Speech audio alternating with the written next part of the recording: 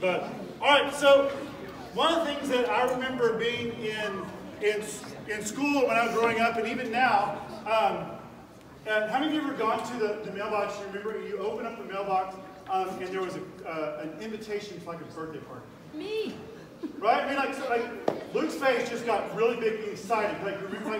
Like an invitation to something.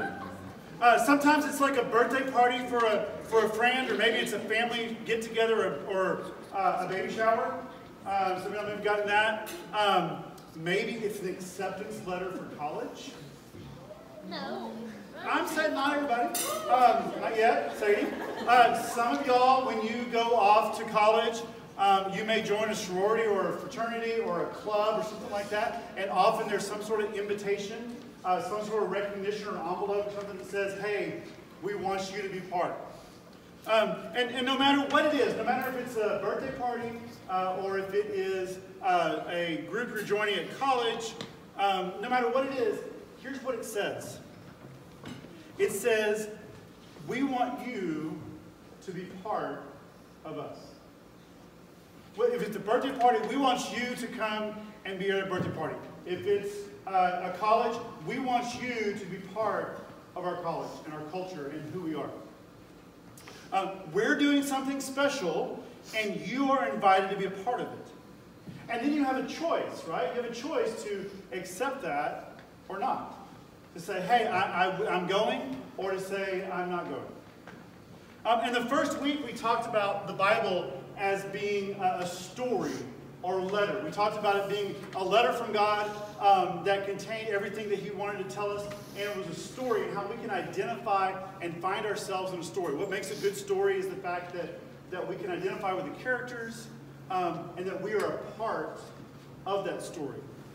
And then the second week, we talked about the Bible being a guide.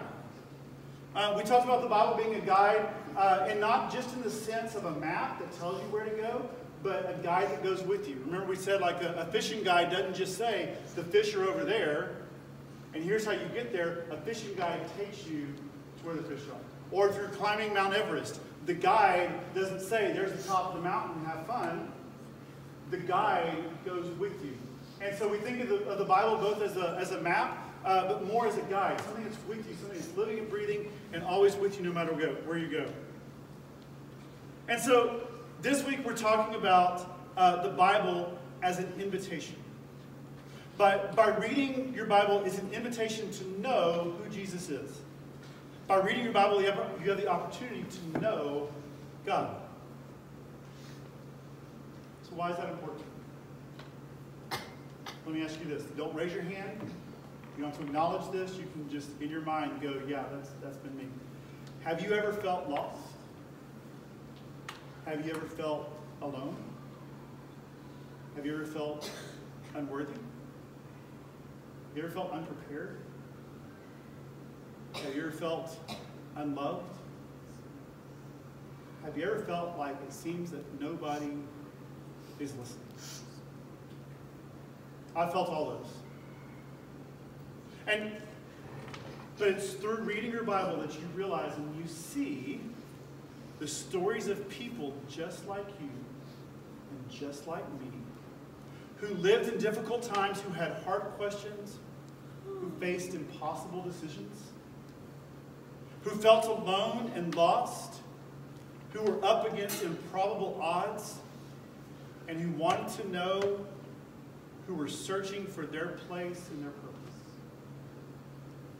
And if you think back or you go through and you read through the Bible, you will see stories of people who go through the same stuff that we go through. You see David crying out, going, God, why are you so far from me? Then you see him facing off with the giant. You see people who are persecuted for their faith, people who are left out, people who wonder why they're here, who are lost and abandoned. It is in the Bible that God has given us a story on top of story of people who felt just like us, and then how they got through. That God helped them, that God was there. If you've ever felt like you messed up, or if you've ever felt like you are messed up, then good news.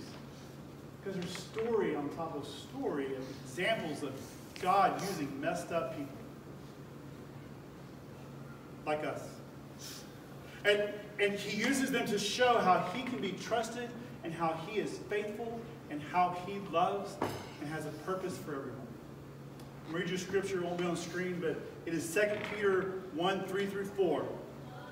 It says, his divine power has given us everything we need for a godly life through our knowledge of him who called us by his own glory and goodness.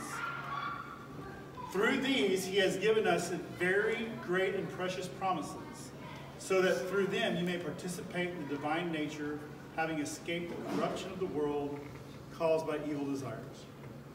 2 Peter 1, 3 through 4, I'll put it up as a verse so you can look it up if you'd like to again. But he's saying that everything, in other words, he's given us everything we need to live a life of joy and love and belonging and purpose. And for me, that sounds a lot different than lost and alone and unworthy and unloved. He has promises he has made with us and for us that give us a hope and a future. Remember that verse? And this is his invitation to know and live into those promises. The invitation is to know God and to know Jesus through this collection of books, through this guide, through this story, through this invitation. And it's an invitation saying, God saying, I want you to be a part of this. But what we have to do is we have to open it, we have to read it, we have to accept it. Everything's here. But it takes time to read. I've been encouraged. One thing I've been encouraged by is hearing stories of different groups who have committed to reading their Bible. Somebody told me one about their group that they read for 5 minutes a day and then they text everybody and tell them they're reading. All right? Somebody else was telling me about going through Psalm. They're like, hey, I'm behind, but I'm catching up on reading Psalm 119. And so that's what I encourage you to continue to do. Like I said last week, if you come away from this reading your Bible more than you did when we started, that's great.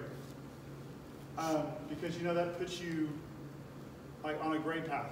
And there are many people who are Christians, who go to church every day, who never crack this open, or who never pull it up on their